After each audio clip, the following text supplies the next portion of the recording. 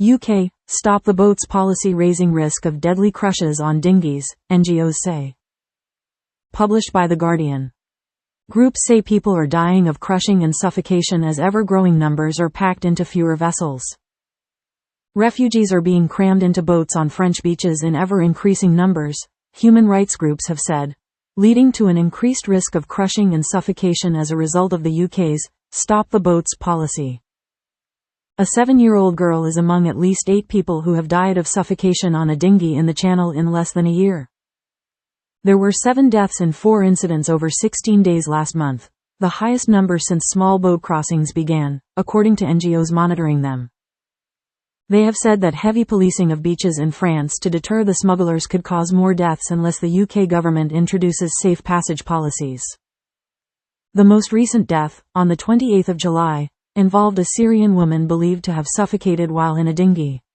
Organizations such as Utopia 56, which supports displaced and homeless people in France, and Alarm Phone, which monitors the Channel and the Mediterranean and passes on distress calls to the Coast Guard, have blamed the increased frequency of fatal incidents and the emergence of suffocation as a cause of death on the UK's crackdown on small boats. An Alarm Phone spokesperson said, "We believe that at least 62 people have died at the UK border since March 2023, when the UK and France signed their latest deal to stop the boats. Of those, 39 people died in sea crossing related incidents and 8 of those were crushed to death in the dinghy. Are these numbers within the acceptable limits for the UK and French governments?"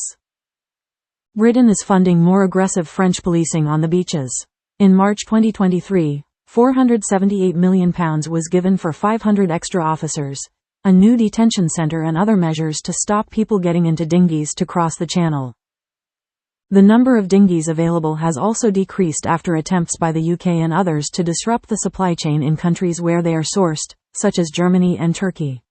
French police sometimes slash the boats with knives, rendering them useless.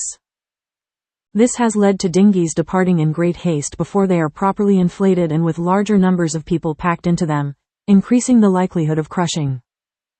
In an incident on the 23rd of April, 5 people were crushed to death, including Sarah al-Hashimi, 7, from Iraq. There were reportedly 112 people on the boat.